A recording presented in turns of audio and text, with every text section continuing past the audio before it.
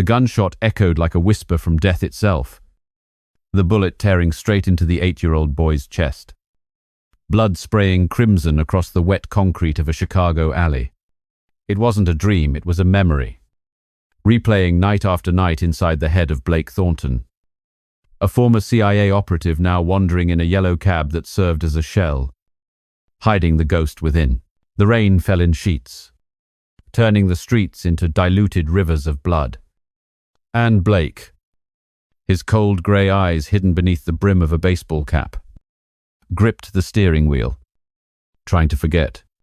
But fate was relentless, and tonight it was calling his name again.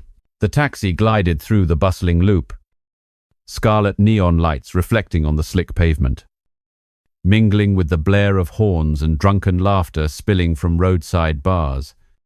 Blake, 38 years old, his body still hard from years of brutal training at Langley, was now just another anonymous driver. His wife, Elena, and their young son, Tommy, had been taken from him 3 years ago, murdered by the Eclipse Syndicate, a weapons trafficking empire from Mexico, because Elena had dared to dig into their network. Blake had left the CIA, choosing Chicago as a place to bury his past. But the darkness always followed, clinging to him like the smell of stale cigarette smoke on his old leather jacket. Suddenly, a scream tore through the curtain of rain, sharp, desperate, like the sound of Tommy calling for his father in that final dream. Blake slammed on the brakes, the tires screeching on the pavement as his headlights cut through the gloom of a pitch-black alley. Ahead of him, in the lashing rain, 3 large men were grabbing a young woman, beating her mercilessly. She, Leila Monroe, 22, with long, soaked black hair and brown eyes glittering with terror, was being dragged across the cobblestones. They were henchmen of Cole Baxter, a local boss under Miranda Steele, the queen of the Eclipse Syndicate from Mexico City, the one who controlled the flow of illegal arms across the border, turning thousands of lives into nothing. Blake stopped the car, his knuckles turning white on the steering wheel. The image of Elena shot dead at her desk, of Tommy clutching his blood-soaked teddy bear, flashed in his mind like a knife twisting in his heart. Not again, he muttered, killing the headlights and stepping out of the car. The freezing rain soaked through his shirt, but the rage burning inside him was hotter than ever. The 3 men, a tall one with a venomous snake tattoo on his arm, a short one holding a gleaming dagger, and the third one grabbing Leila by the hair, were oblivious to the ghost approaching from behind. The snake-tattooed thug slammed a fist into Leila's stomach, causing her to double over. Blood from the corner of her mouth mixing with the rain, dripping into a stagnant puddle. Let me go," Leila whispered, her voice weak with pain, her trembling hands clutching an old cloth bag containing her piano sheet music. Her only dream, in the vortex of prostitution Cole Baxter had forced her into to pay off her father's debt. She had tried to escape the underground nightclub, but the consequences had come as swiftly as a storm. Blake moved in silence, his feet soundless on the muddy pavement, his body weaving like a living shadow. His operative's instincts took over. Observe. To calculate. Strike. The short one on the left had a gun tucked into his waistband. The tattooed one had the knife, and the third was holding Leila's hair. His heart beat steadily, like the ticking stopwatch on old missions in Kabul or Bogota. Without a word of warning, he lunged like the Grim Reaper's scythe, a straight punch to the short man's temple. The sharp crack of bone cutting through the sound of the rain. The man collapsed, his gun skittering into a puddle with a white splash. "What the hell?" The tattooed thug spun around, drawing his dagger, the steel blade flashing under the flickering streetlight. He swung horizontally, the air whistling, but Blake dodged to the right, driving an elbow hard into the man's throat, making him choke and fall to his knees, blood frothing at his lips. Leila looked up, her eyes wide in astonishment. Watching this stranger fight like a machine programmed for destruction, the third man let go of her hair and charged at Blake with a punch as heavy as a sledgehammer. Blake blocked with his left arm, a sharp pain shooting through his shoulder, then used his right leg to hook the man's heel, pulling him down into the mud. A kick to the chest left him unconscious, his breath coming in ragged gasps, his chest heaving beneath his soaked jacket. The tattooed man roared like a wild animal and charged again, his knife slashing in a wild zigzag. The rain blurred his vision, water dripping from the brim of Blake's cap into his eyes. But he fell back with calculated steps, the rain becoming an ally that concealed his movements. His CIA instincts surged. He grabbed the man's wrist, twisting it in a joint lock he'd learned in training. The sickening crack of the joint sounding like a dry branch snapping. The knife clattered to the ground. Blake drove a knee into the man's stomach, then wrenched his arm behind his back, slamming his face into the damp brick wall. Rainwater mixing with the blood from a cut on his cheek. "Who sent you?" Blake growled, his hot breath in the man's ear, his voice as low as a death sentence. "Cole. Cole Baxter." The man rasped, blood leaking from his mouth, his cloudy eyes filled with fear. "You're a dead man. You bastard. The Eclipse Syndicate will hunt you down and kill you." Blake tightened his grip for another second, feeling the man's pulse weaken beneath his fingers, then let go, letting him collapse like a sack of garbage. He turned to Lila, who was huddled in the rain, her face bruised, but her eyes shining with a faint glimmer of hope in the midst of the nightmare. "Are you okay?" he asked, a rare, low warmth in his voice amidst the tension, offering a hand to help her up, his jacket temporarily shielding her trembling body. Lila nodded shakily, wiping the blood from her lips, her voice lost. "Thank you. But they'll be back. Cole never lets go. He runs everything around here." Blake picked up the tattooed man's dagger and tucked it into his inside pocket, the cold steel against his skin, a stark reminder. He knew Cole Baxter was just a small pawn in Chicago, working for Miranda Steele, the monster from Mexico who had built an empire of arms and drug trafficking across the border, turning the Everset, Mexico border into a river of blood. Blake's own past with the Eclipse Syndicate made it impossible for him to stop. Elena had died investigating them, taking little Tommy with her. Now, saving Lila felt like a belated atonement, even though he knew this darkness could swallow him whole all over again. He led Lila to the taxi, the engine roaring to life as he sped out of the alley as if fleeing from fate itself. "I'll take you somewhere safe," Blake said, his eyes scanning the rearview mirror, searching for any sign of pursuit in the downpour. Lila sat in the back, clutching her cloth bag, her breathing slowly returning to normal. "Who are you? Why did you do that?" she asked, her voice a mix of fear and curiosity. Watching his silhouette through the fogged-up windshield. "Just a driver," Blake answered curtly. But in his mind, a plan was already forming like a spider's web. Track Cole. Find the Eclipse Syndicate's den. Could he save her without losing what little peace he had left? The rain continued to fall relentlessly, beating against the car window like a warning from the heavens.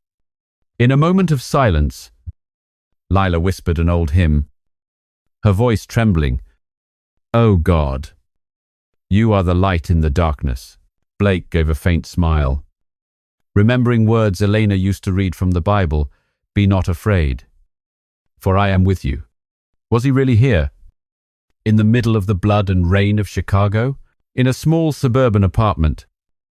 Blake cleaned the blood from his hands with a clean towel, examining a small USB he'd taken from the short thug's pocket, a digital business card with the address of an underground nightclub. Lila was asleep on the sofa, her breathing as steady as a child's. He sat by the window, watching the endless rain, and wondered, would this darkness swallow him whole? Or would he burn it all down? The clock on the wall ticked on, a reminder that time was running out. Which area are you listening to this story from? And what time is it where you are right now? Leave a comment below so I know you are still healthy and fully focused on this story.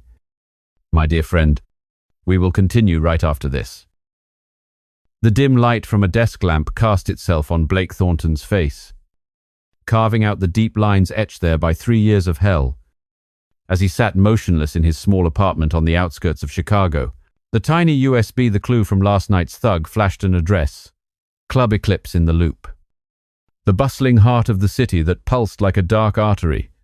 Lila Monroe was still fast asleep on the sofa, her steady breathing mingling with the patter of rain against the window. But Blake knew this peace was a fragile illusion. Cole Baxter, the local kingpin, was waiting, and he wasn't going to wait any longer. Blake stood up, checking a light scratch on the back of his hand from the alley fight. The blood had dried into a dark brown scab. He put on his old black leather jacket, tucked the dagger into his boot and a silenced pistol under his shirt, then left the apartment without waking Lila. The streets of Chicago were alive at night with scarlet neon reflecting on the wet pavement, cars speeding by like a river of metal. Carrying the smell of exhaust fumes and street food, he walked to the Loop, where skyscrapers crowded together, obscuring the few stars in the sky. Club Eclipse was hidden behind a rusty iron door with no sign, only the thumping electronic bass that leaked out like a monster's heartbeat. Blake watched from a dark street corner. 2 muscle-bound bouncers stood guard, their eyes constantly scanning under the pale yellow streetlights, their breath turning to smoke in the chilly air. He took a deep breath, adjusting his collar to look like a regular, a tired, middle-aged guy looking to lose himself in booze and shadows. Walking up, he nodded to the taller bouncer. "Whiskey on the rocks." Like always. The man gave him a once-over, then nodded and pushed the door open. Inside, the air was suffocating, like a fist squeezing his lungs. The smell of cigarette smoke mingled with sweat and cheap perfume. Neon lights, flashing in time, with the techno beat, illuminating a crowd dancing wildly, men in grey suits, women in sparkling short dresses, all of them masking their dark dealings. The bar was impossibly long, manned by a bartender covered in tattoos, while young women sat in the corners, their eyes as empty as puppets, victims of the human trafficking ring the Eclipse Syndicate used as a cover for their arms smuggling. Blake walked to the bar and ordered a whiskey, his ears tuned to the whispered conversation between 2 drunkards next to him. Cole's upstairs. "VIP. New shipment from Mexico came in today. Full of AKs. His heart beat faster, but he kept his face impassive, taking a sip of the liquor as a fake warmth spread down his throat. The plan formed. Get upstairs. Find Cole. Get the evidence. He moved up the narrow spiral staircase, dodging the scrutinizing gaze of a second bouncer. His steps, light on the crimson carpet, stained with old wine. The VIP floor was another world, dim red light from a fake crystal chandelier, gleaming black leather chairs, the heavy smell of Cuban cigars.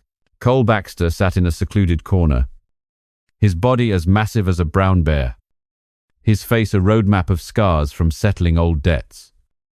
Counting cash, next to 2 young women forced to entertain him, their eyes cast down in avoidance. Blake approached slowly, sitting down in the opposite chair as if looking for a place to chat. "Is this seat taken?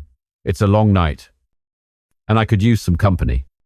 His voice was calm, but his eyes quickly scanned the gun tucked into Cole's waistband. His right hand was still wrapped in a clean white bandage, a souvenir from the night before. Cole snapped his head up, his eyes narrowing under thick brows as he recognized the figure his men had reported. You're the bastard who saved that girl." "Lila!" he roared.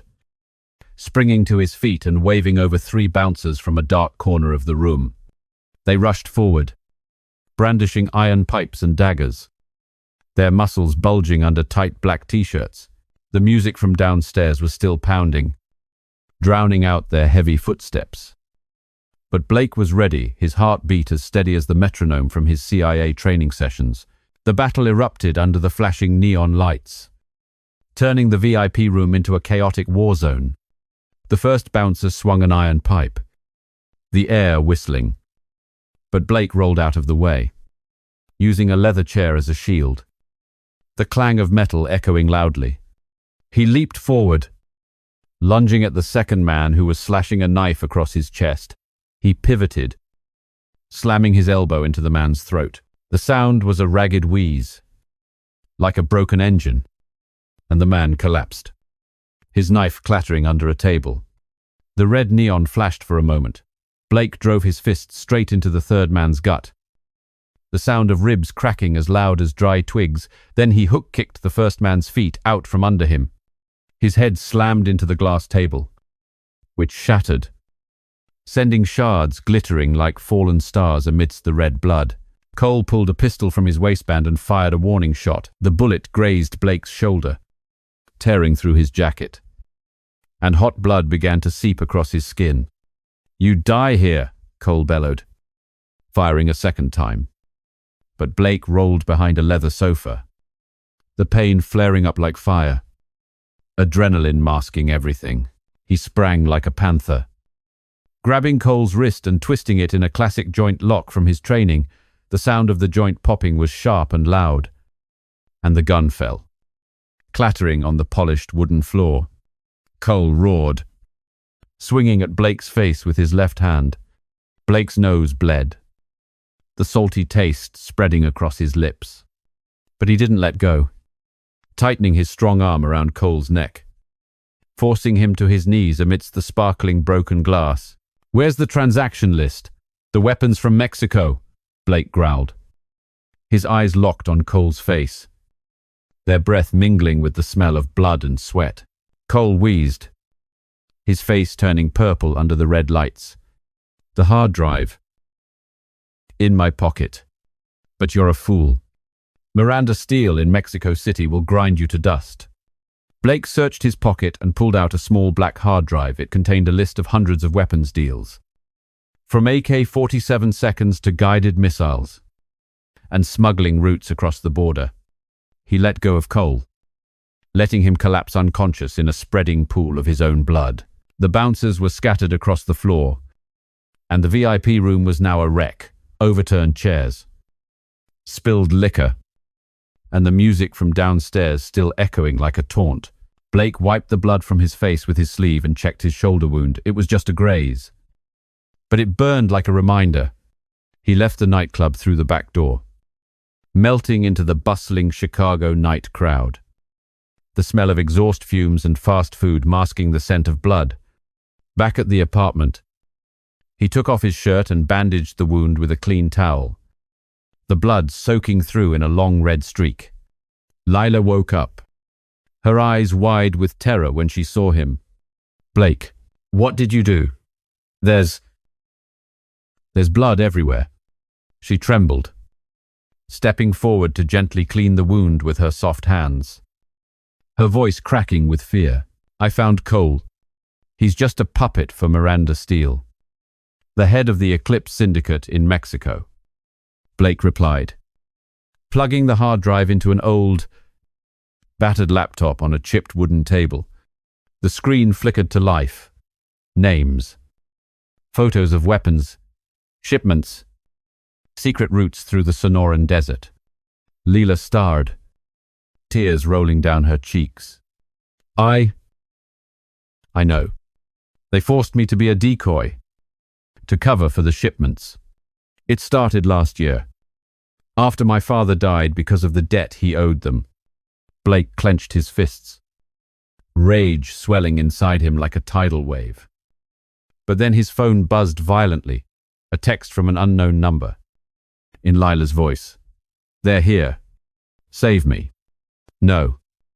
Leela was right here, sitting next to him, A fake number? Blake looked out the window, where the darkness outside seemed to come alive as a black car glided slowly past under a streetlight. Did Miranda already know who he was? We have to move, he whispered, pulling Lila close. She looked up, her eyes flashing with a mix of fear and hope. You'll protect me, won't you? Like God protects the lost? Blake nodded, remembering Elena's words, whispered in the night. The Bible says, "The Lord is my refuge, a safe place in the storm." In that moment, surrounded by blood and darkness, he felt a flicker of light, but the phone buzzed again, pulling them deeper into the vortex of death. The clock was ticking. Time was running out, and Chicago was no longer a safe haven.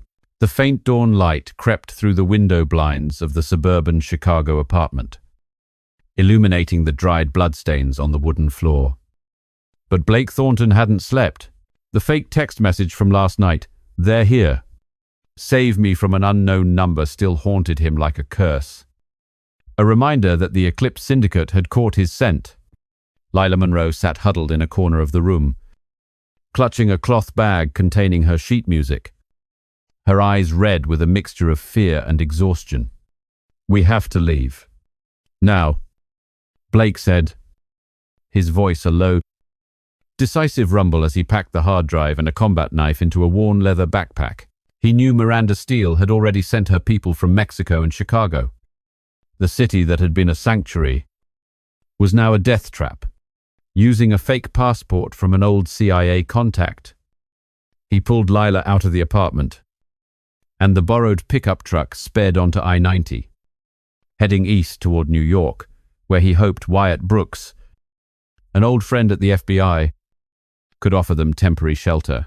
The highway stretched endlessly under a grey sky, the wind whistling through the window crack, carrying the scent of a cold, a forgotten cup of takeaway coffee. Lila sat in the passenger seat, her hands gripping the seatbelt, her lost gaze watching the Illinois fields blur by like an illusion. How do you know how to do this? It's like you've been running your whole life," she whispered, her voice trembling over the engine's growl. Blake glanced over, his face hardened in the shadow of his baseball cap. "Because I used to be an agent. Lath. But that past got my wife and son killed. Now, saving you is how I survive." Lila nodded, tears streaming down her face. But she didn't ask any more questions. His pain reminded her of her own father, who had died in debt to Cole Baxter. They stopped at a roadside gas station, buying sandwiches and water. But Blake's eyes were constantly scanning, searching for a suspicious black car among the heavy-duty trucks. They reached Brooklyn in the late afternoon, as the sun set behind the crowded red brick buildings, dyeing the Hudson River a brilliant ribbon of orange. New York City, the city that never sleeps, with its blaring sirens and the smell of grilled hot dogs, was the perfect maze to get lost in. Blake rented a small apartment in the quiet Williamsburg neighborhood, an old building with a creaking iron staircase and a window overlooking a small cobblestone street. "Stay here. Don't go outside. I'll get food and contact Wyatt," he instructed Lila sternly, planting hidden cameras around the door with equipment from his backpack. She nodded, but her eyes betrayed her fear. "You promise? Don't let them find me like they did in Chicago." Blake lightly touched her shoulder, a rare, warm gesture. "I promise. And remember, as the Bible says, the Lord is my shepherd, I shall not want. He will guide us." On the first night in New York, Blake went out to scout, his black jacket blending in with the bustling crowd on Bedford Avenue. The city was alive with the neon glow of hipster bars and the laughter of young people. But he felt an unseen gaze. A black car was parked on a street corner, its tinted windows like the eyes of a demon. His heart raced. His agent instincts kicking in, he quickened his pace, ducking into a narrow alley filled with trash cans and colorful graffiti. But then he heard footsteps behind him, heavy on the cracked concrete. 3 men emerged from the shadows, brandishing knives and iron pipes. The Eclipse Syndicate's venomous snake logo printed on their black jackets. "Miranda sends her regards from Mexico," the leader growled, his Mexican accent thick, as he drew a dagger that glinted under the dim yellow streetlight. Blake rolled to dodge the first swing of the iron pipe, the metal whistling past his ear, and used a rusty green trash can as a shield. The loud crash drowned out the city noise. The second man slashed a knife at his waist, the steel blade cutting through the air. But Blake grabbed his wrist, twisting it in a CIA joint lock, the bone snapping as loud and sharp as a dry branch. The man screamed, his knife clattering to the ground as blood sprayed onto the damp brick wall. Blake kicked the leader hard in the knee, forcing him to buckle, then slammed his elbow into the third man's temple. The crunch of bone echoed in the alley as he crumpled to the ground, his breathing ragged. Blood splattered across the ground, which was muddy from the afternoon rain, the metallic smell mixing with the stench of garbage. But from the rooftop above, a dark figure leaped down like a feral cat. Kendra Voss, Blake's former CIA colleague, now a traitor bought by Miranda. With short, dyed blonde hair and cold blue eyes under heavy makeup, she smirked, a black, silenced pistol in her hand. "Long time no see, Blake. Still as reckless as you were in Kabul," Kendra said, her voice dripping with sarcasm, as the first shot grazed his shoulder, tearing through his jacket and drawing hot blood. Blake scrambled up a rusty iron fire escape. Kendra, in hot pursuit, up the creaking steps, onto the high roof of the old building. The New York wind howled in from the Hudson River, carrying the smell of salt and exhaust, whipping at their faces like a leather strap. The roof was flat, covered in chimneys and dangling cables, with the city lights sparkling below like a sea of artificial stars. "Why the betrayal? We used to have each other's backs," Blake snarled, dodging a second shot by rolling behind a ventilation duct as bullets chewed up the concrete. Kendra laughed coldly, switching to close combat and drawing a sharp dagger. "Miranda pays better than the CIA. You should have died in Chicago. It would have saved me the cleanup." She lunged, the dagger slashing in a zigzag arc, its steel blade glinting in the light of the crescent moon. Blake drew his own knife from his boot, the two blades clashing with a sharp clang amidst the howling wind, sending small sparks flying. The fight was a blur. Kendra kicked low at his leg. He sidestepped, using a nearby cable to wrap around her wrist and pulling hard, throwing her off balance and sending her stumbling toward the edge of the roof. Kendra roared, using her free hand to punch the wound on his shoulder. Pain flared like fire, but Blake held on, driving his knee into her chest, the impact drowning out the howling wind. The wind whipped violently, the roof trembling under their footsteps. Kendra drew her gun again. Firing at point-blank range, the bullet grazed Blake's ear, blood seeping from the small cut. He knocked the barrel aside, the next shot flying into the empty air, then tightened the cable around her neck, forcing Kendra to her knees at the edge of the abyss. The city below glittering like an invitation from death itself. "Talk. What's Miranda hiding? The arms trafficking route?" Blake demanded, his eyes bloodshot, his knife at her throat, blood from his own shoulder dripping onto the cold concrete floor. Kendra gasped, her face turning purple under the distant lights.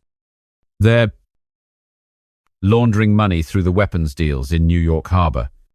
I covered the records for Miranda. Now let me go, or we both fall." Blake released the cable, letting her collapse unconscious. He searched Kendra's pockets and found her phone, a message from Miranda. "Handle him. Protect the Russia route." Rage surged through him, but he knew he needed help. He called Wyatt Brooks, Wyatt. 2, it's me. Eclipse Syndicate has an insider. Meet me at the old spot in Brooklyn. Back at the apartment. Blake bandaged his new wound with a clean towel, the blood soaking it red in a long streak on the worn wooden floor. Lila was waiting, her worry palpable. You're hurt again. She took a cloth to wipe away the blood, her hands trembling. Blake sank wearily into a chair and briefly told her about Kendra. Wyatt will help. But for now, get some rest. Lila nodded, then softly began to sing an old lullaby. Her voice was sweet, as haunting as a violin in the night. The lyrics about broken dreams. Memories flooded Blake's mind. Elena singing Tommy to sleep by a Chicago window. The sound of a child's laughter before the Eclipse Syndicate's fire consumed everything. A tear rolled down his cheek for the first time in 3 years. You remind me so much of them. Lila held him. A moment of humanity in the Brooklyn darkness. Let the past rest. The Lord says, He will wipe every tear from their eyes. We'll get our revenge. Together. But then his phone vibrated. A text from Wyatt. Miranda's connected to Russia. Be careful. They're coming to New York. Did the betrayal stop with Kendra? The Hudson wind howled outside the window, like a challenge from Miranda Steele. The clock was ticking. The battle had only just begun. The message from Wyatt Brooks was still flashing on Blake Thornton's phone screen. The white letters glowing in the darkness of the Brooklyn apartment. Miranda Steele is linked to arms smuggling with Russian oligarchs through New York Harbor. Be careful. There could be more FBI moles than just Kendra.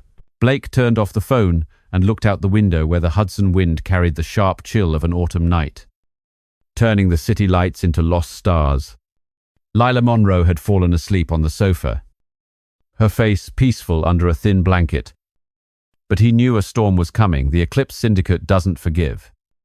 And now their reach stretched from Mexico to Russia. To end the operation, he had to hit their money source, the weapons cache at the harbor. But alone? Was saving Lila worth risking the lives of countless innocents caught in the crossfire?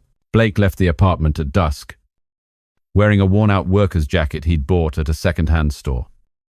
A beanie pulled down to hide a face covered in small scars from old missions. The New York air was heavy with the smell of sea salt and engine oil from the harbor, the strong wind carrying the distant wail of a ship's horn.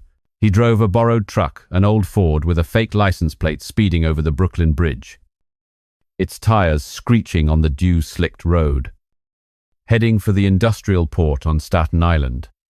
Miranda's warehouse was hidden behind a towering iron fence. Cold white halogen lights illuminating enormous containers stacked like mountains of grey metal, concealing hundreds of AK-47 seconds and grenades from Mexico. Blake parked in a distant lot, observing through binoculars, 4 guards on patrol, their breath pluming in the cold air, AK rifles slung over their shoulders, while a guard dog barked from an iron kennel. He slipped through the fence with bolt cutters, the sharp snap of metal lost in the sound of crashing waves, disguised as a worker with an ID card he'd taken from Kendra Voss. A silenced pistol hidden in his pocket and a tiny time bomb in his backpack. Inside the warehouse, the heavy smell of engine oil mixed with cold metal. Stacked containers formed a dark labyrinth, with dim yellow lights from the ceiling casting shadows on the oil-stained concrete floor. Blake moved silently, planting the bomb under a large container filled with weapons, setting the timer for 10 minutes, his fingers trembling slightly on the button. But then, heavy footsteps echoed from a narrow aisle.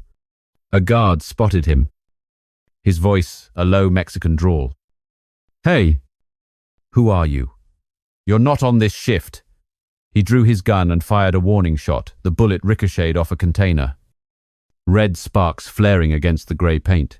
Blake rolled behind a metal container as the sound of bullets slamming into steel echoed like thunder.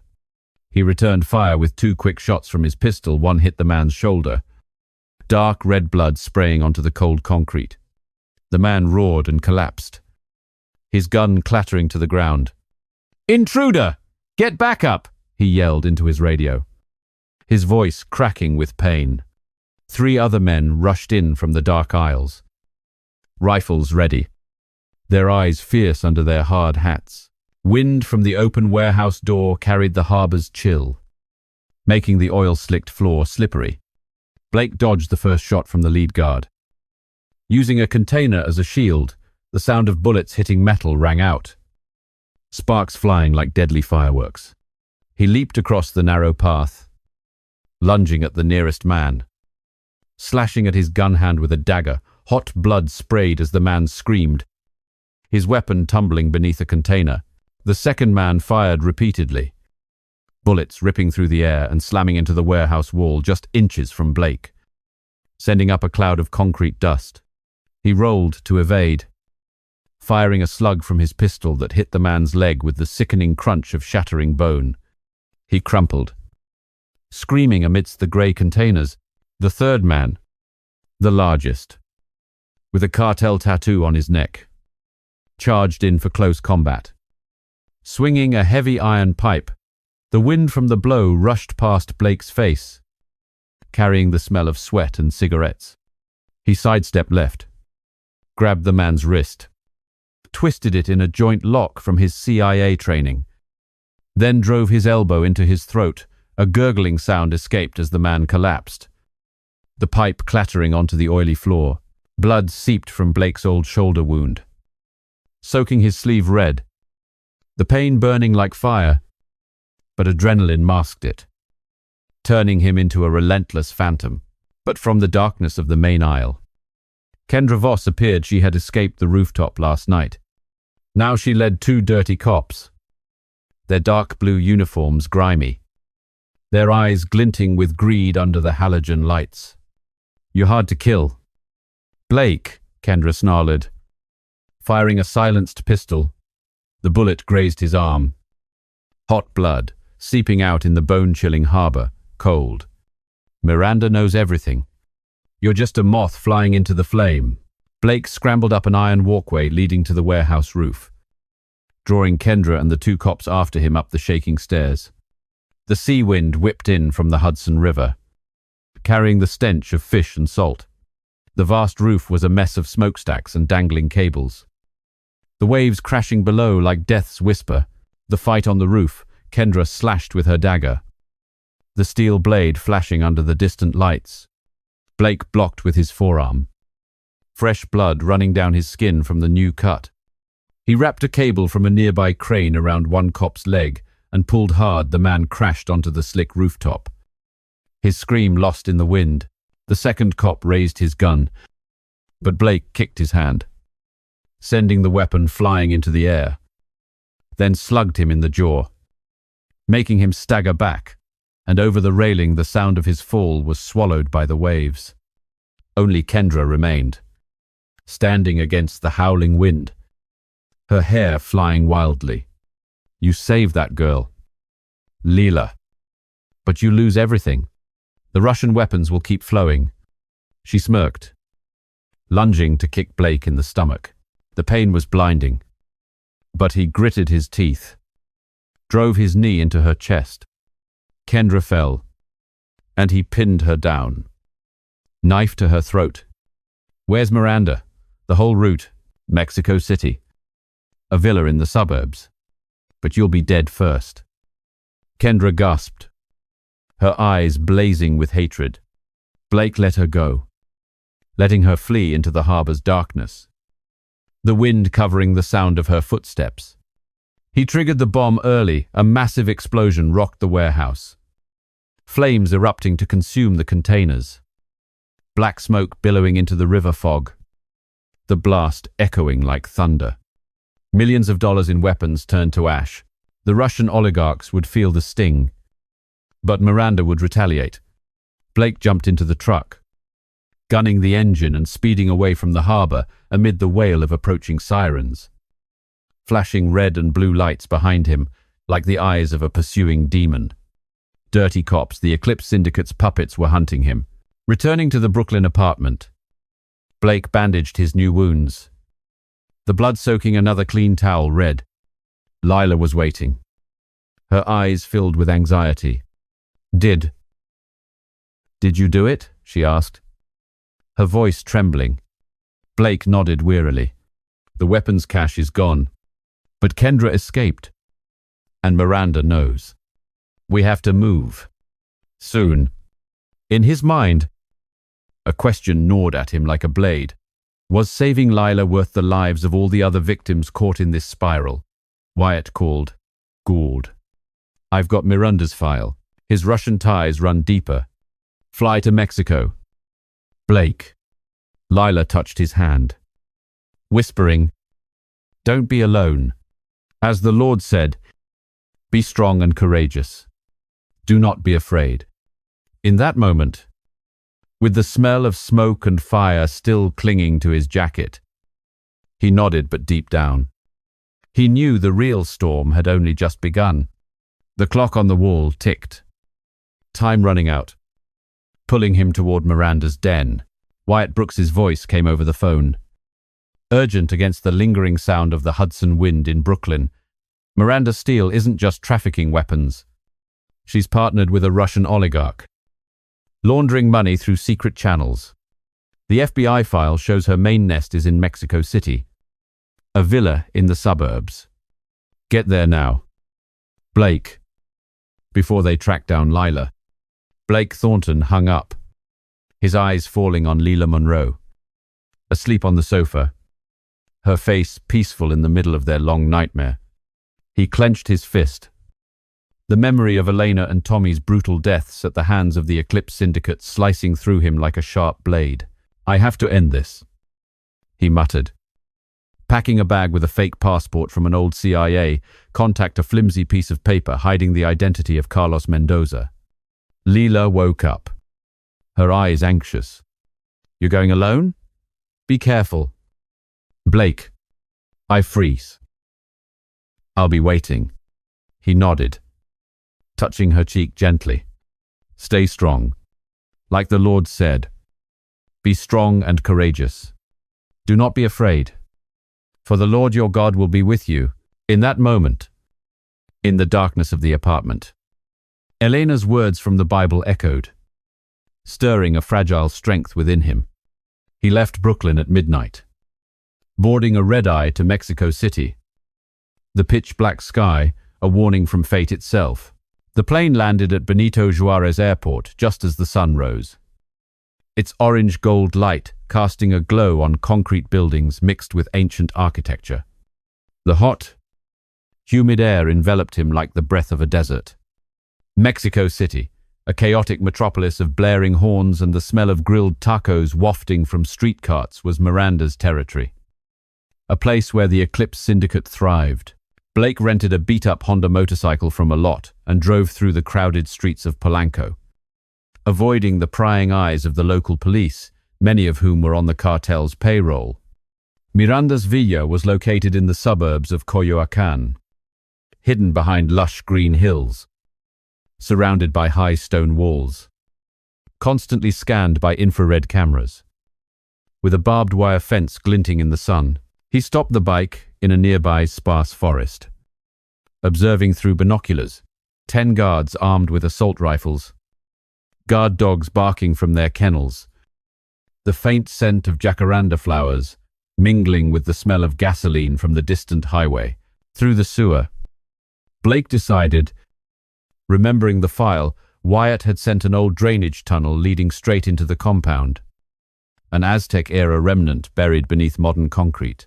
He slipped into the woods at dusk, carrying a sharp dagger, a thin steel wire, and a silenced pistol hidden in his thin linen jacket. The sewer was pitch black, foul-smelling wastewater trickling at his feet, spraying dirty foam onto his torn jeans. Blake moved silently, his breath steady amidst the dripping sounds that echoed like a countdown timer, the acrid smell of feces and chemicals stinging his nostrils. Emerging from the tunnel behind a thick bush, he hid and watched the villa. Warmly lit in yellow, the main room was on the second floor, where Miranda kept the safe containing the files on her Russian connection. But then, Heavy footsteps crunched on the white gravel path. Shane Donovan, Miranda's trusted enforcer, a muscular figure covered in scars from cartel purges, was patrolling the garden, his flashlight beam sweeping slowly. Shane spotted a strange shadow and drew his rifle. "Quien está ahí?"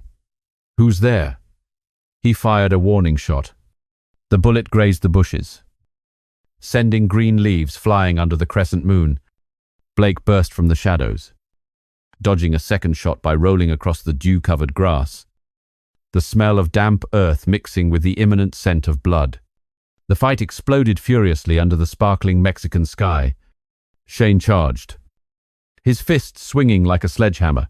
Blake dodged to the right and slammed his elbow into the man's throat. A wheezing sound escaped as Shane staggered back. Choking, he roared, pulling out a curved sickle-like dagger and slashing in a deadly arc. Blake blocked with his left forearm. The steel blade tore through flesh, hot blood seeping through his shirt, the pain burning like fire. He spun, hooked Shane's heel with his foot, and pulled him down into the muddy ground left by an afternoon rain, sending dirt flying. Shane rolled back to his feet as fast as a panther, firing burst after burst from the rifle slung on his back. Bullets whizzed past, embedding themselves in the surrounding trees, the sharp crack of splintering wood mixing with the distant barking of dogs. Blake took cover behind an ancient tree, drew his pistol, and returned fire. One shot hit Shane in the shoulder. Blood sprayed out, dark red under the pale yellow garden lights. He screamed and collapsed, but still managed to crawl back up, his eyes bloodshot with hatred. The two men wrestled on the damp ground, wild grass scraping their skin. Shane wrapped his muscular arm around Blake's neck in a chokehold, his hot breath reeking of tequila and cigarettes on Blake's face. Blake struggled, his vision blurring from lack of oxygen. He wrapped the thin steel wire around Shane's neck and pulled tight. The wire creaked like a snapping guitar string. Shane panicked and released his grip, his face turning purple. Blake reversed their positions, pinning him down. The dagger pressed against the pulsing vein in his throat. The safe combination? The Russia files? Shane rasped, blood trickling from his mouth, his voice failing. 4729. Miranda will kill you slowly. Blake slammed the butt of his gun into the man's temple. A faint cracking sound echoed as Shane fell unconscious among the thorny rose bushes. Blood streamed from the wound on his arm, staining the reddish Mexican earth. The spreading pain a reminder of his isolation. No backup, just the darkness and the mission. He slipped into the villa through a frosted glass back door, disabling the cameras with a jammer from Wyatt. The faint beeping sound went silent. The second floor was dark, its cold marble hallway reflecting the dim glow of bronze wall sconces. The main room was opulent. The safe was hidden behind a fake Frida Kahlo painting. Blake entered the code, 4729. The safe clicked open. Inside were a USB drive and a thick file, a list of arms deals with the Russian oligarch. Millions of dollars laundered through shadow banks in Moscow. He quickly took photos with his encrypted phone and sent them to Wyatt. Got the proof. Miranda's in deep with the Russians. I'm pulling out. Wyatt replied instantly. Good. Get out of there. Blake. They're coming. But then, a piercing alarm, shrieked Shane, had woken up and radioed his men. 4 men charged in from the hallway. Guns blazing, bullets slammed into the stone walls, sending debris flying. Blake dove behind a teak desk, firing 2 shots from his pistol, taking down one man with a hit to the chest. Dark red blood sprayed across the Persian rug. A second man slashed with a knife. Blake blocked it with a leather chair, a metallic clang, then kneed him in the stomach, the sound of breaking bones echoing. The last 2 men unleashed a hail of bullets. The window shattered, glass falling like crystal rain. Blake dodged through the second-story window and jumped into the garden below. The wound on his arm split open, dripping blood with every step as he ran. He dashed into the sparse forest. Guard dogs barking in pursuit from the brightly lit villa. The sound of gunfire fading into the mountain wind. A kick to the lead dog's snout. And Blake jumped on his motorcycle, hitting the gas and speeding down the rough dirt road back toward Mexico City. The pain from his wound spread like fire, reminding him of his growing loneliness. No family. No real friends. Only Lila waiting in New York. His phone buzzed. A text from Lila. "Are you okay? I'm praying for you." Blake managed a faint smile in the rearview mirror, but a wave of loneliness washed over him. Wyatt called.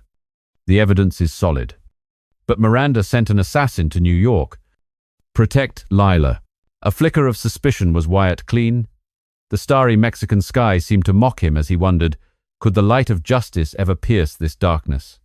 The clock on his bike ticked away. Time running out. Pulling him back into the deadly vortex in Brooklyn, the plane from Mexico City touched down at LaGuardia Airport at midnight. The roar of the engines mingled with the biting New York wind, which carried the smell of impending rain and exhaust from the distant highway. Blake Thornton walked out of the arrival gate, the wound on his arm still aching beneath a makeshift bandage. But his gaze was sharper than ever, like a newly honed blade. Shane Donovan's whispered words before he passed out the safe combination and the Russian connection still echoed in his mind. But Wyatt Brooks's message was more haunting. Miranda sent an assassin to New York. Protect Lila now.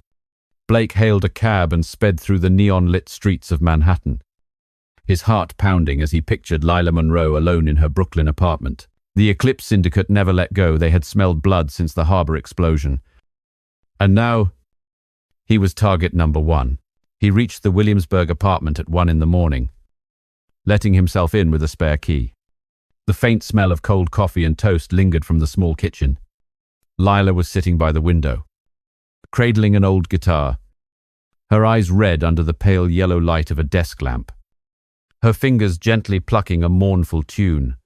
"Blake, you're back," she whispered, standing up and rushing into his arms, her fragile body trembling in his strong embrace. But then, the sound of a car engine rumbled outside, low and menacing, like the growl of a predator. Blake pulled Lila down to the worn wooden floor, covering her mouth with his hand.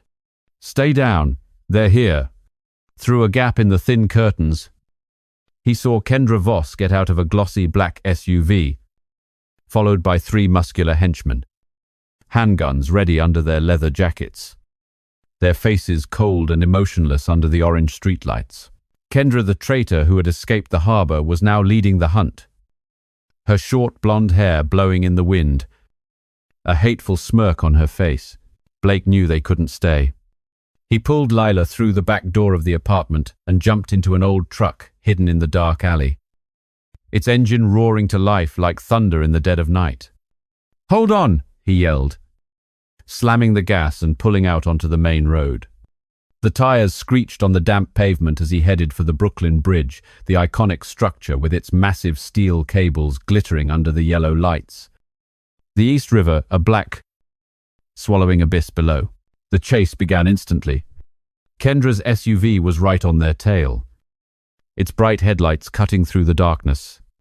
Bullets whizzed from its open windows. One slammed into Blake's side mirror, shattering the glass like crystal rain. Lila screamed, cowering in the passenger seat, her knuckles white as she gripped the seatbelt. They're going to kill us." Blake swerved to dodge a second bullet, the truck fishtailing on the empty highway lane, the distant horn of a truck mixing with the sound of gunfire. The Brooklyn Bridge materialized ahead, its gray Gothic towers reaching into the night sky like giant fingers.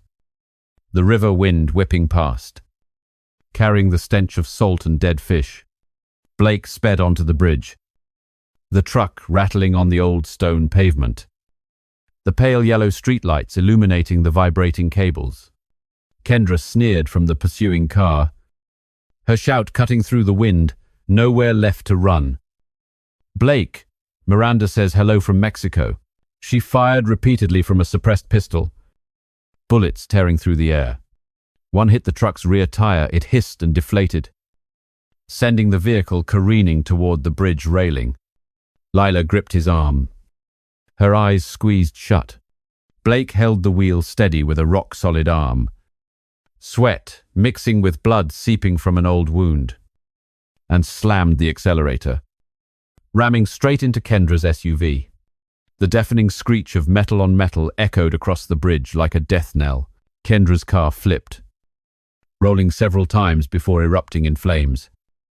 Black smoke billowing into the night sky, illuminated by the flickering streetlights. But Kendra and her two goons crawled from the wreckage, guns still in hand, their shadows stretching long across the slick, wet bridge. Blake screeched the truck to a halt, pulling Lila behind the ice-cold iron railing. "Run! Towards Manhattan!" He shoved her toward the end of the bridge, then turned to face them, pulling a combat knife from his boot, the steel blade glinting in the lamplight. The Brooklyn wind howled, carrying the river's chill, lashing his face like a whip. Kendra charged first, her dagger slashing in a deadly zigzag pattern. "You ruined everything in Russia. Die!" Blake dodged left, blocking the blade with his forearm. The old wound split open, blood running down his skin as pain flared. The close quarters battle was a flurry in the howling wind. Kendra kicked low at his knee, and he stumbled but grabbed her leg, twisting it. The sharp, sickening crack of a joint echoed, and Kendra roared as she collapsed. She slashed her knife upwards, grazing Blake's shoulder. Blood sprayed, a dark crimson against the grey bridge. But he lunged forward, slamming his elbow into her throat. A guttural choking sound erupted as Kendra gagged. The two henchmen charged from the burning vehicle, the suffocating smoke thick with the stench of burnt rubber. The first one fired an assault rifle, bullets whizzing past Blake's head and sparking against the iron railing. He rolled behind a piece of the wrecked truck, drew his pistol, and fired back 2 shots to the chest. Blood blossomed dark red on the wet pavement as the man fell backward, his rifle clattering. The second goon rushed him, swinging an iron pipe, the wind from the blow whistling past Blake's ear. He ducked, wrapping a thin wire from his pocket around the man's neck and pulling tight. The wire sang with tension like a snapping guitar string. The man thrashed wildly, then went still, slumping against the vibrating railing. Only Kendra was left, kneeling in the middle of the bridge, blood dripping from her mouth, her eyes blazing with hatred. You won this round. But the Eclipse Syndicate controls the global arms trade through Russia. I'm just Miranda's puppet." Blake pinned her to the slick pavement, knife at her throat, the wind whipping his coat around him. "Tell me everything. Is Wyatt involved?" Kendra gave a weak, bloody laugh. "Wyatt's clean, but there's another mole. The oil and weapons from Moscow will keep flowing." She passed out before she could finish. Blake searched her pockets and found her phone a text from Miranda. "Finish him." The Russia route must be secured. A larger conspiracy was unfolding. The Eclipse Syndicate wasn't just smuggling. They were controlling the global weapons market through Russian oligarchs, laundering money through shadow banks. Suspicion coiled in his gut, but he knew he had to get out of there before the cops arrived. They left the Brooklyn Bridge, driving the half-flat-tired truck to a new hideout in Queens. The night streets empty, save for the distant wail of sirens. In the dim room of a cheap motel that reeked of stale cigarette smoke, Lila sat beside Blake, dabbing his wounds with a wet cloth, her hands trembling. I was so scared. They forced me into this at 18. After my father got into debt with Cole Baxter, I sung to forget. But the darkness always follows. Tears streamed down her face, her voice cracking over the sound of rain pattering against the window. Blake held her. A moment of humanity in this hell. The warmth of their skin pushed back some of the New York cold. I know. My wife, Elena. They killed her for the truth. Too. But we're going to rebuild from the ashes. For you. For Tommy. For everyone. Lila looked up, a flicker of hope in her eyes. Do you believe in God? The Bible says, from the ashes, I will create something new. Blake nodded, a rare smile touching his lips. I do now, and we are going to survive. But his phone vibrated. A text from Wyatt. Miranda sent people to Moscow. Get on a plane before they get to Queens. Was Wyatt really clean? The Brooklyn night wind still howled outside the window. A challenge from the shadows. The clock was ticking. The fight had entered a new stage, pulling them into the blizzards of Russia. The private jet landed at a small airport on the outskirts of Moscow in a blinding white snowstorm. The engines whining down like a death whisper in the flesh-biting wind. Blake Thornton stepped out of the cabin, the frigid Russian air hitting his face like an iron whip, carrying the smell of ice and coal smoke from distant chimneys. Thick snow was already clinging to his heavy fur-lined coat. The wound from the Mexico villa still ached beneath its bandages. But his eyes burned with resolve.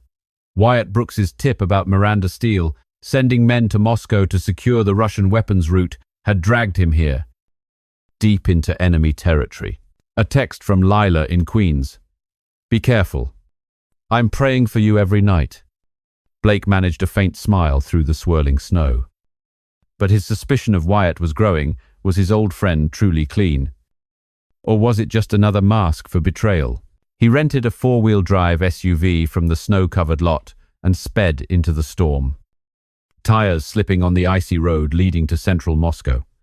The Russian city emerged like a grey and white painting, ancient buildings with golden domes glittering under the snow. The Moskva River frozen into a silver ribbon, and cobblestone streets slick under the pale yellow streetlights. Miranda's weapons-smuggling oil port, part of the secret pipeline from Mexico through Russia, was on the eastern outskirts, where a local oligarch shielded the Eclipse Syndicate with money and power. Blake parked in a snow-covered pine forest near the port and met Olga Kuznetsova, a former Russian agent from their shared training days in Berlin. Her blonde hair was pulled back in a tight ponytail, her grey eyes as sharp as a dagger under heavy makeup. I'm helping because of that old debt from Kabul, Olga said in a low, gravelly English, handing him a crumpled paper map of the port. Miranda hides the weapons in oil drums, and the oligarch provides police protection. Security is tight cameras, guards, and snowhounds. Blake nodded. But a flicker of doubt crossed his mind. Olga had a history of selling information to the highest bidder. And now, in this storm, loyalty felt as thin as the ice under his feet. They approached the port at midnight. The heavy snowfall had turned the surface of the Moskva River into a shimmering sheet of ice under the dim moonlight.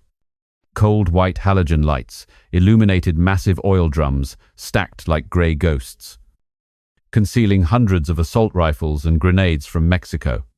The air was bone-chillingly cold, their breath fogging in white clouds. The pungent smell of crude oil mixing with the damp snow. Olga led the way through an iron fence. Using a jamming device to disable the cameras, a tiny beeping sound died in the howling wind. In through the side gate. Avoid the dogs, she whispered, her feet sinking knee-deep in the snow. But then an alarm shrieked. Piercing the blizzard, had Olga triggered it? 5 Russian guards burst from the shadows of the oil drums, Kalashnikovs at the ready, their faces red under their fur hats, their breath pluming like dragon's fire. Vey torsenets, intruder, one of them roared in Russian. Firing the first shot, the bullet glanced off an oil drum, a bright red spark flashing against the frozen metal. Blake rolled behind a massive oil drum as bullets slammed into the steel, the sound echoing like thunder in the storm, the swirling snow obscuring his vision. He drew his suppressed pistol and returned fire. A single shot hitting the lead guard in the chest. Dark red blood spread quickly across the pure white snow as the man fell backward, his rifle clattering on the ice. The gunshots were swallowed by the howling wind, the blizzard turning the port into a deadly labyrinth. A chaotic battle erupted on the ice and snow. The second guard charged, swinging an iron pipe, the force of the blow sending snow flying. Blake dodged.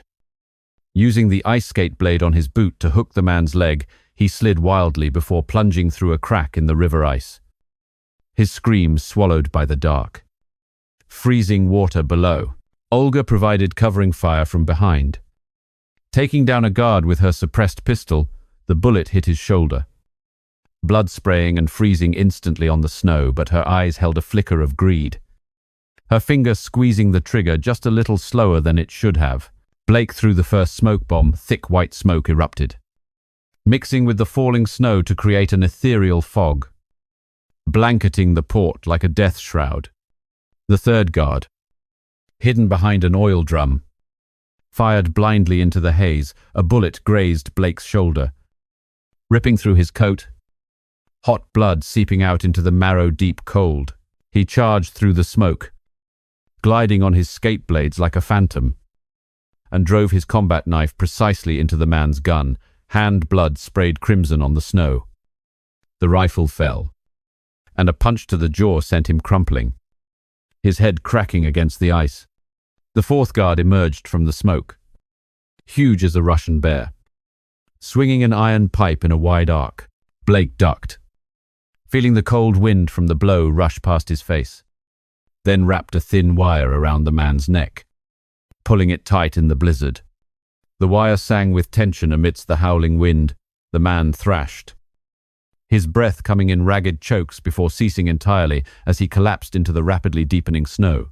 The last guard, the biggest of them all, with a Mexican cartel tattoo visible on his arm beneath his coat, charged in for close combat. His fists were like sledgehammers.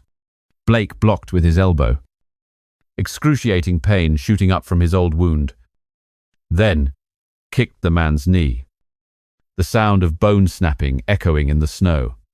He drove his elbow into the man's throat.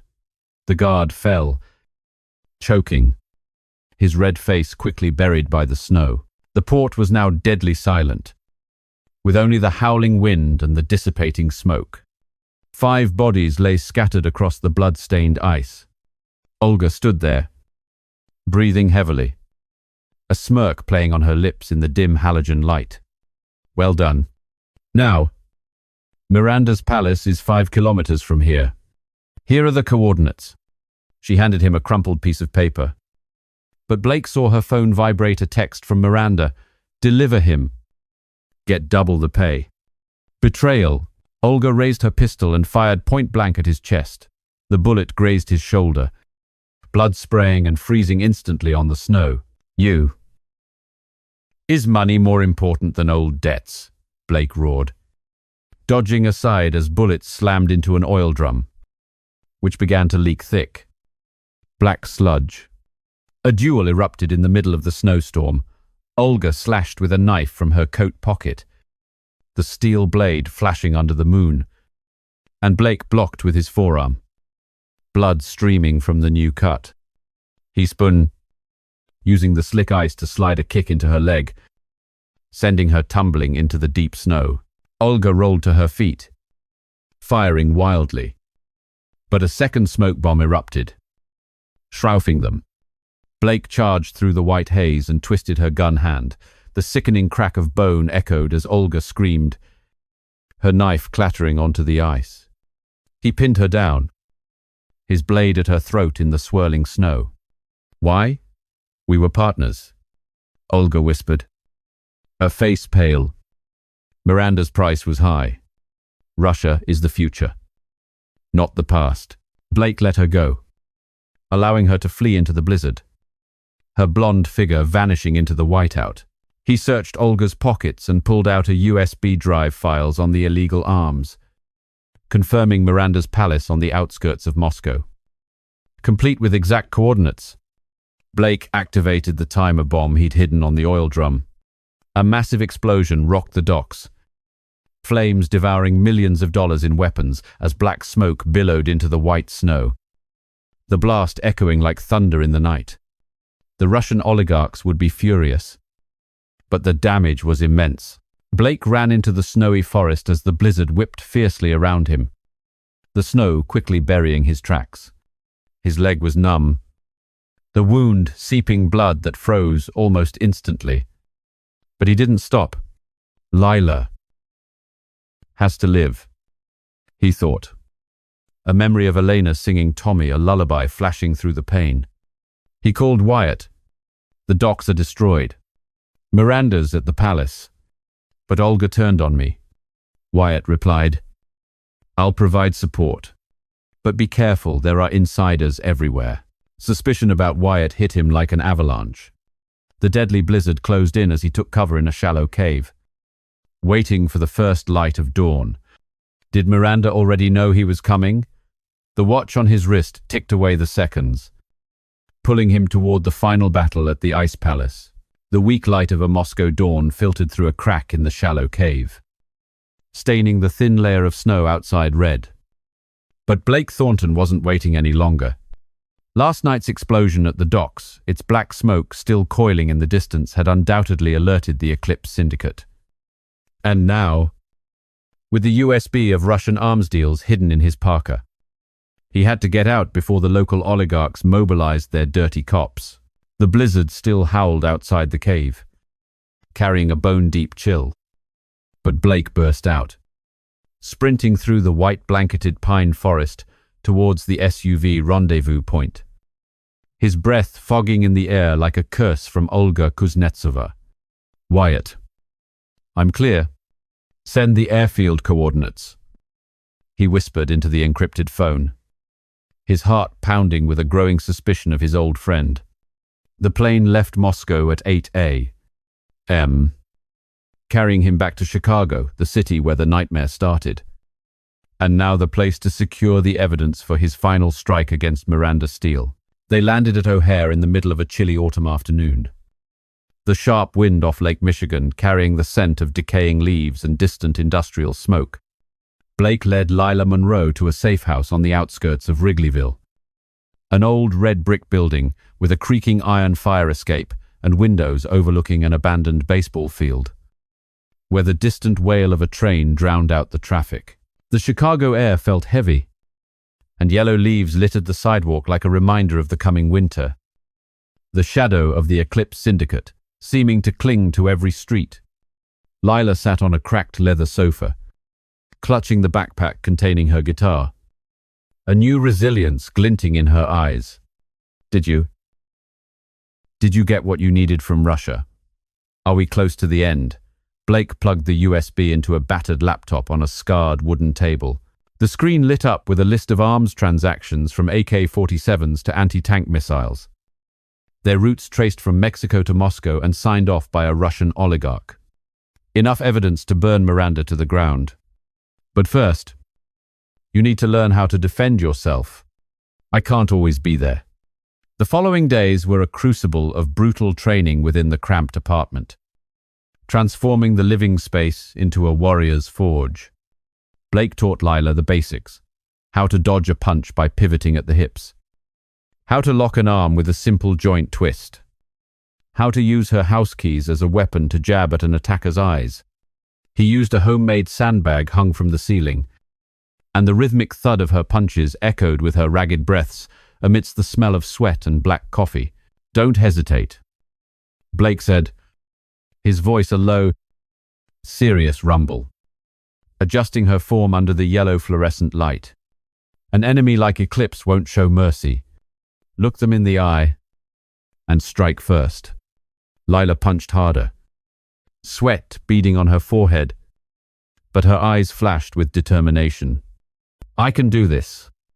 For you. For Elena and Tommy. Moments of rest were filled with memories. Blake sat by the window, watching the leaves fall against the grey sky, and told her about the fateful night 3 years ago. They broke into our house on the Mexico border, burned everything. Elena She was a journalist, digging deep into their arms syndicate. I got home too late. Just saw the flames. Heard Tommy's cries go silent in the black smoke. They laughed when they shot me. But I survived for revenge. A tear traced a path down his cheek.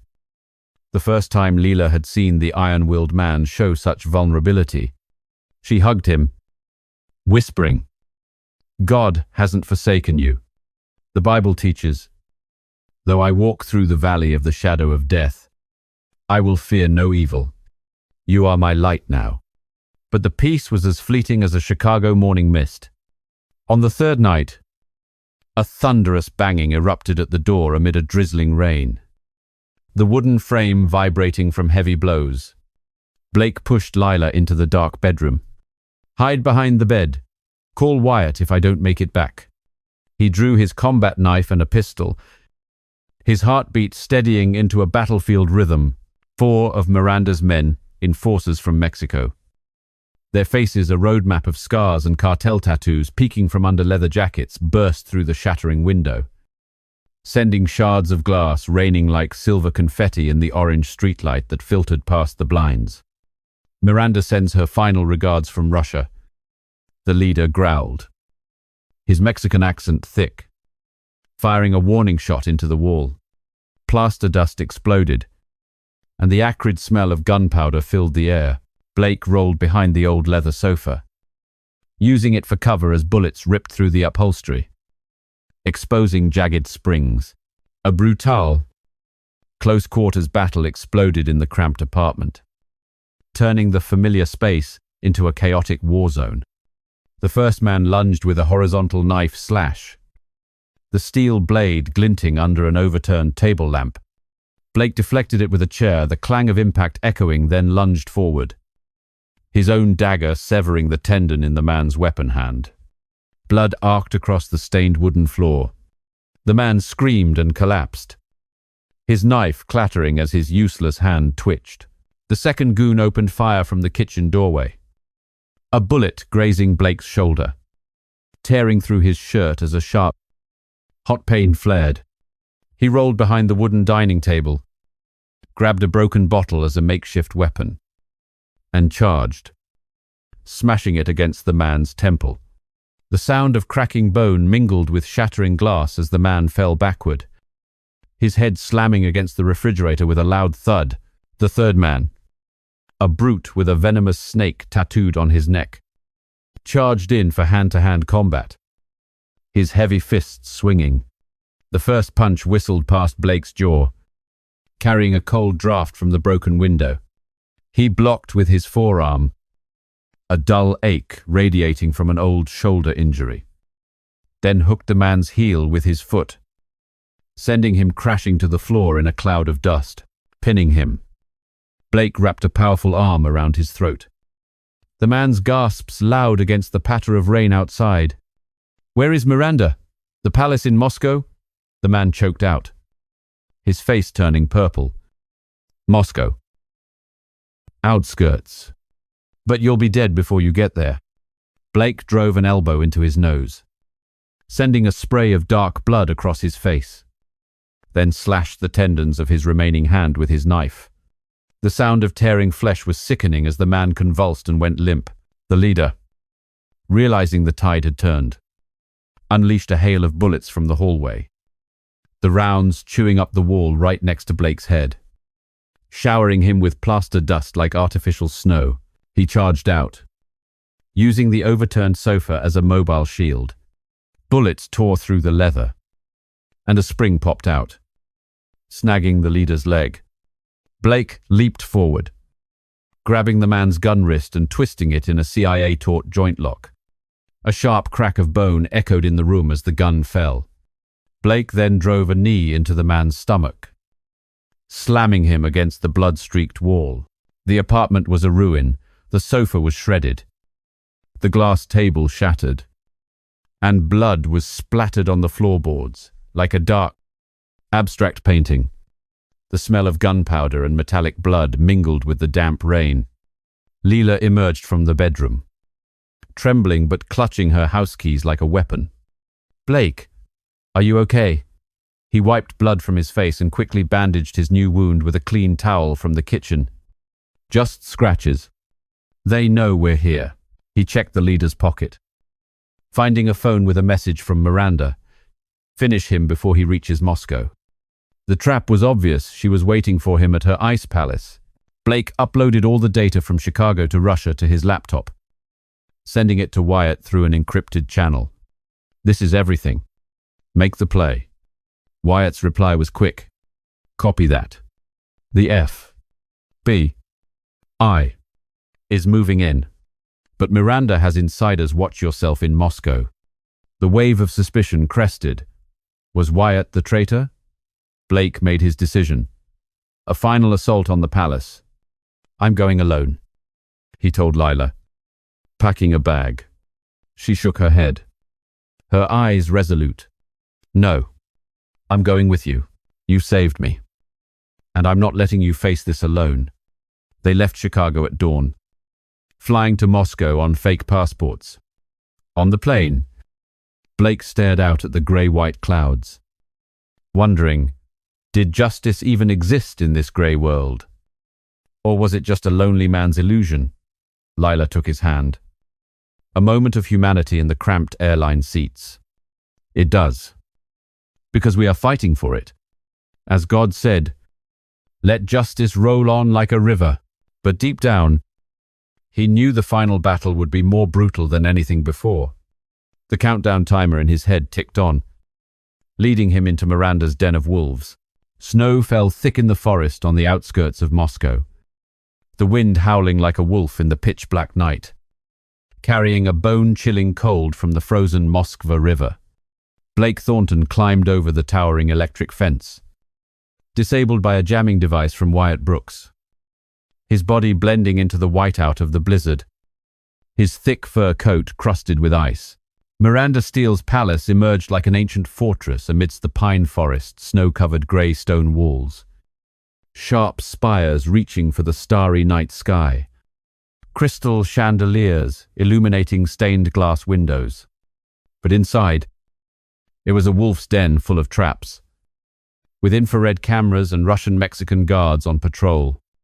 Lila Monroe waited for news at a motel in Queens. Wyatt had promised remote FBI support, but Olga Kuznetsova's treacherous words still haunted him. There are moles everywhere. Blake tightened his grip on the old stopwatch, a memento from his Kabul mission. Its hour hand shattered and slipped through a rusty iron fire escape, his heart beating with the steady rhythm of a time bomb. The memory of Elena and Tommy's gruesome deaths spurred him on. End it tonight. For them, for Lila. Inside, in a maze-like corridor paved with freezing marble, dim bronze wall lamps reflected off walls carved with ancient Russian patterns, turning the space into a deadly labyrinth of dark corners and towering bronze statues. 10 guards patrolled, Kalashnikov rifles slung over their shoulders, their breath fogging up white in the freezing air, the smell of Cuban cigars mingling with the pungent odor of gun oil. Blake hid behind a marble pillar, observing 2 guys in the corner of the hall, 3 patrolling slowly, 5 guarding the main room with radios chirping. He drew his silenced pistol and fired 2 quick shots, hitting the 2 men in the corner square in the chest, their blood spreading in a dark red stain on the cold stone floor, their bodies collapsing as softly as falling snow.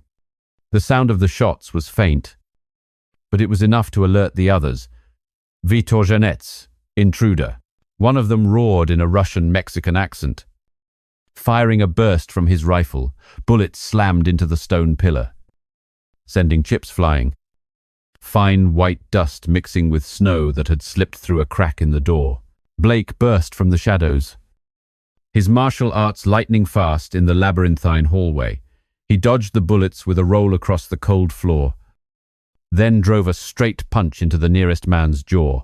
The sickening crack of bone echoed as the man fell backward, his head slamming against a bronze statue with a loud clang. He snatched the rifle from the man's hands and shot the second guard in the shoulder. Blood sprayed a dark crimson across the carved wall as he screamed and collapsed. The three on patrol rushed from a dark turn in the hall. One slashing a dagger in a zigzag pattern at his chest, Blake dodged aside, hooked the man's heel with a kick to pull him to the floor, then wrapped a steely arm around his throat. The crack of vertebrae mixing with the sound of the wind howling outside the glass window. The second man swung a heavy iron rod. The wind from the blow carrying the corridor's chill, Blake blocked with his elbow. A sharp pain flaring from an old wound, then drove his knee into the man's stomach, sending him crashing into the stone wall with a loud thud. Plaster dust falling like artificial snow. The remaining 5 men swarmed from the main room like a pack of wolves, unleashing a hail of bullets down the narrow corridor rounds, slammed into the walls and concrete floor with a thunderous roar, shrapnel grazing Blake's face. He took cover behind an overturned antique wooden table as bullets ripped through the air near his ear. Then through a smoke grenade, thick white smoke erupted, mixing with the cold air to form a hazy fog that shrouded the maze. Dashing into the chaos through the smoke, Blake smashed an iron fist into the fourth man's temple, a sharp crack of bone, and he crumpled. He kicked the fifth man's knee. The sound of the break mixing with a scream in Russian, he garroted the sixth man with a thin steel wire from his pouch. The wire whined tautly. The man struggled, then went still, collapsing onto the blood-streaked stone floor. The seventh man slashed with a knife from out of the smoke. The steel blade flashing, Blake dodged, then used his own dagger to stab precisely into the man's weapon hand. Blood pouring in a dark red stream onto a torn Persian rug. A joint lock twisted the man's arm backward, making him scream and fall to his knees. The last man fired from a dark corner at close range. The bullet grazing Blake's thigh, hot blood seeping out and freezing on the cold floor. He charged forward, hammering a series of sledgehammer-like blows into the man's chest. Then kicked him into a wall mural, which shattered, sending wooden frame fragments flying. The corridor was now deathly silent, filled only with the metallic tang of blood and dissipating smoke. 10 bodies strewn across the stone floor like a painting from hell. Blake gasped for breath, quickly bandaging his thigh wound with a cloth from his pack, the blood soaking through in a long red streak. The pain searing but not enough to stop him. He moved into the lavish grand hall, where a fire roared in a marble fireplace, illuminating the face of Miranda Steele, the matriarch of the Eclipse Syndicate. Her figure was slender, but her dark eyes were as sharp as knives. Her silver hair pulled back in a high bun, revealing a scar from a Mexican purge. She sat at a walnut table, a glass of swirling cognac in her hand. Next to a slightly open safe, the final documents on the Russia arms pipeline glimmered in the orange firelight. "Who the hell are you? The ghost from Chicago?" Miranda snarled in a Mexican-accented English, standing to pull a silver pistol from her silk belt, her voice as cold as the ice outside. "You ruined everything, the harbor, the docks, but you die here, in my palace." Blake took out his stopwatch and hit the countdown button, the 12-second timer flashing red in the firelight. 12 seconds. "Drop the gun. Miranda, let's end this clean." His eyes were as cold as the Russian ice, his body tensed and ready. Miranda sneered and fired a shot. The bullet grazed his shoulder, tearing through his fur coat.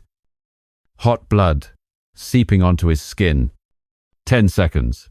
Blake dove to avoid a second shot, rolling behind an antique Russian leather chair, the fireplace flames licking at a bearskin rug, filling the air with suffocating smoke. Miranda drew a curved Mexican dagger. Slashing in a deadly arc, Blake blocked with his forearm, fresh blood running from the new cut, then kicked her knee, the bone cracking loudly. 8 seconds. Miranda roared, smashing the broken glass in her hand into his face. The glass sliced Blake's cheek, blood from his nose running salty into his mouth. But he twisted, driving his elbow into her throat, a choking sound echoing amidst the crackling fire. 6 seconds. Miranda lunged, her slender arms wrapping around his neck with the strength of cartel steel. Her cognac-laced breath hot on his face, the fire now catching the edge of the rug. Blake struggled, his vision blurring, and kneed her in the stomach, sending her stumbling back. 4 seconds. She snatched up her dropped gun and fired at point-blank range. Blake shoved the barrel aside, the bullet ricocheting off the stone wall. He charged, locking Miranda's arm, and twisting the sound of breaking bone echoed in the room as the gun clattered to the floor. 2 seconds. Blake pinned her to the hot floor near the fireplace, his knife at her throat where her pulse beat visibly beneath wrinkled skin. It's over. Eclipse is finished. The watch beeped to a stop. Miranda whispered, blood trickling from her mouth, her eyes flashing with a final burst of hatred. Wyatt. Wyatt Brooks is the mole. He sold you out to me. Starting in Chicago. Russian money. It'll buy the whole damn FBI. She stopped breathing, her eyes wide, staring at the fire, her body still in a spreading pool of blood. Blake tightened his grip on the knife, rage surging through him like the fire in the hearth. But he quickly searched the safe, grabbing the last USB with evidence linking Russia and the global cartel. $1 billion arms deal. He immediately sent it to Lila via an encrypted app. Send to clean FBI, not Wyatt. Miranda's dead. Wyatt's the traitor. The palace shook the sound of more henchmen approaching from a distant corridor. A warning shot echoing. Blake leaped through a shattered, stained glass window, crystal fragments falling like red snow, and plunged into the whiteout of the forest, the whipping wind covering his tracks. Wyatt called, Blake. Where are you? Where's the proof? But now he knew the truth. His old friend was the enemy. Could justice prevail when trust was broken? The snow buried the palace behind him, but the fire of vengeance still burned within him. The watch on his wrist ticked on, leading to the final battle in New York, where Wyatt waited like a wolf in sheep's clothing. The plane from Moscow landed at JFK Airport at dawn, the weak New York sun filtering through a thick fog, staining the grey clouds, red like blood spreading across the sky. Blake Thornton walked out of the arrival gate, the thigh wound from the palace still throbbing beneath his torn jeans, the dried blood forming a dark brown crust. But his eyes burned with more fury than ever before. Miranda Steele's final whisper, Wyatt Brooks, is the mole. He sold you out to me.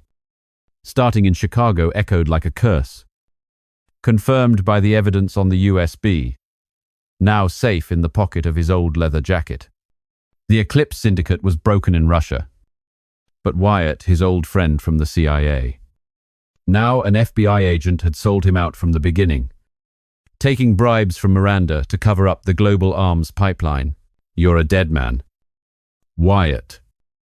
Blake muttered, gripping the wheel of a rental taxi and speeding through the bustling streets of Manhattan, the blare of horns mixing with his own pounding heartbeat. The city that never sleeps now felt like a grey desert full of enemies. And Lila Monroe was waiting in Queens, unaware of the darkness closing in. He arrived at the cheap motel in Astoria at 8 in the morning, pushing open the door to room 12 with a spare key. The smell of burnt coffee and stale cigarettes hung in the stuffy air. Lila was sitting by the frosted glass window, holding her guitar, her fingers gently plucking a mournful tune, her face pale in the faint sunlight. Blake, you're back, she whispered, getting up and rushing into his arms, her slender body trembling against the smell of dried blood and Moscow snow still clinging to his coat. But then he told her everything, his voice low and cold. Miranda was dead. Eclipse was dismantled. But Wyatt was the traitor from the start. The messages, the transactions. It was all on the USB. Leela trembled, her eyes wide with horror. He'll kill us. I believe you. But what now? Blake squeezed her shoulders, his gaze distant as he looked out at the crowded street with its rushing streams of people. Lure him out. The Empire State Building. Top floor. I have the final proof he'll take the bait. He called Wyatt on an encrypted line. Meet me at the Empire State Building. Top floor. I have the USB from Miranda. Let's end this. Wyatt agreed immediately. His voice deceptively calm. Good. Blake, come on up. I'll take care of it. That night, lightning tore across the New York sky as a fierce wind whipped off the Hudson River like a leather whip, carrying a cold drizzle that slicked the neon-drenched streets. Blake climbed to the roof of the Empire State Building via a rusty iron fire escape, bypassing security with a fake CIA badge. The wind howling in his ears and drowning out the city below a glittering sea of artificial stars. A chasm of hundreds of meters waiting to swallow any failure. Wyatt Brooks was already waiting in the middle of the vast concrete rooftop, his trench coat flapping in the wind, a black pistol gleaming in his hand with each flash of lightning. His familiar face was now twisted by greed. You figured it out, didn't you, Blake? Wyatt sneered, his eyes narrowing under thick brows, his voice a mix of mockery and menace. Miranda's paying top dollar. A clean FBI salary is peanuts. But the Russians, they're offering millions. You should have died back in Chicago. Would have made my cleanup easier. Blake's voice was a low growl as he stepped to the edge of the railing, the wind whipping his coat wildly. You sold out your friends for money? Elena and Tommy died because of scum like you, because of the cartel you were covering for from the very beginning. Wyatt fired a warning shot. The bullet grazed Blake's ear, and hot blood trickled down his cheek as a clap of thunder drowned out the wind. The fight exploded amidst the thunder and howling wind, turning the rooftop into a hellish battlefield. Wyatt drew a dagger from his belt, slashing in a deadly zigzag pattern under the stark white flashes of lightning. Blake dodged right, blocking the steel blade with his forearm. The old wound on his arm split open, fresh blood mixing with the cold drizzle, the pain spreading like fire. He threw a straight punch to Wyatt's jaw. The crack of breaking bone echoed with the thunder, and blood sprayed from Wyatt's mouth, staining the wet concrete, a deep red. Wyatt roared, kicking Blake in the stomach and sending him staggering back to the edge of the roof. The abyss below, with its twinkling car lights, was like a siren's call to death, the wind carrying the metallic scent of rain and blood. Blake fought back, hammering Wyatt's chest with a relentless barrage of fists, the meaty thuds of impact overpowering the wind, forcing Wyatt back. Coughing and sputtering, he wrapped a powerful arm, honed by years of FBI training, around Blake's neck, his hot breath stinking of coffee and betrayal. You die. Lila dies with you. Eclipse may be gone, but I've got a new network. But Blake twisted, ramming his elbow hard into Wyatt's throat. A sickening gurgle echoed in the storm, and Wyatt released him, stumbling back against the railing. Blake lunged, grabbing Wyatt's knife hand and twisting. The sickening crunch of joint and bone was like a dry branch snapping as the dagger clattered onto the slick, rain-soaked floor. Wyatt scrambled for his dropped pistol and fired from close range. The bullet tore through Blake's thigh, hot blood mixing with the rainwater, the searing pain dulled by a surge of adrenaline. Blake hooked his heel behind Wyatt's leg, sweeping him onto the wet concrete. He pinned him down and unleashed a rain of fists, one to the eye, which instantly bruised and started to bleed, another to the nose, sending a spray of crimson across the rooftop with the next flash of lightning. Wyatt flailed, slashing wildly with his empty hands. But Blake locked his shoulder joint and twisted it backward. The sharp snap of bone echoed as lightning split the sky. Wyatt's words were a mangled whisper, his face a mess of blood and rain. You won. But a new cartel will rise. The Russians. They'll get their revenge. Blake let go, and Wyatt collapsed unconscious by the railing, his faint breaths carried away by the wind. He took the USB drive, all the evidence, from Chicago to Moscow, and sent it to a clean contact at the FBI through an encrypted app, bypassing Wyatt entirely. Eclipse is compromised. Wyatt is the mole. Move now. But then his phone buzzed violently. A text from one of Eclipse's last remaining members. Leela's been taken. Queens. Blake tore down the fire escape like a madman, hailing a cab and speeding across the Queensboro Bridge through the downpour. Lightning illuminating the slick streets. The motel had been raided. The door to room 12 was splintered. Shattered glass, littering the wet pavement. Inside, Leela was fighting off the last two goons. Using the self-defense he'd taught her, she kicked one man in the knee, making him buckle, then jabbed her house keys into the other's throat, drawing blood. "Leela!" Blake roared, rushing in and taking down the first man with a precise dagger thrust to the shoulder. Blood sprayed across the faded wallpaper as the man collapsed, screaming. The second man spun around, reaching for a gun, but Blake wrapped a thin garrote wire from his pocket around his throat. There was a sharp crack as the man convulsed, then went limp, slumping to the rain-soaked floor. Lila threw her arms around him, trembling amidst the wreckage. I did it. Just like you taught me." Blake nodded, wiping the blood from her face, and led her from the motel as the sound of distant police sirens grew. The next morning, the news played on a motel TV. The FBI had raided the remnants of the Eclipse Syndicate. Wyatt had been arrested with overwhelming evidence of his treason, and a Russian oligarch was now the subject of an international manhunt. But Blake didn't stay to watch. He vanished into the New York crowd, his black coat blending with the hurried masses on Fifth Avenue, his tall figure dissolving into the sea of people like a ghost. Lila stood on a small stage in Brooklyn, under the warm neon lights of a jazz bar, singing a song of freedom.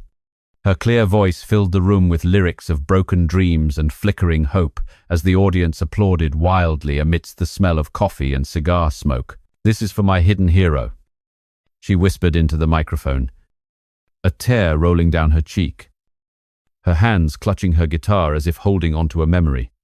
From the back of the crowd, Blake watched, a faint smile on his lips under the brim of his baseball cap. "You're free now, Leela." But he turned and melted back into the endless stream of people. Justice had won. But Blake knew it was just a fragile illusion. A new cartel would rise from the ashes. The darkness never truly dies. It just changes its face. He was a lonely phantom, wandering between cities from Chicago to New York, ready for the next battle. The New York wind whispering like the voice of fate. Justice isn't an endgame. It's an endless journey. Blake disappeared into the crowd, leaving behind the tragic echo of one man against the world, alone with his memories and an unquenchable fire.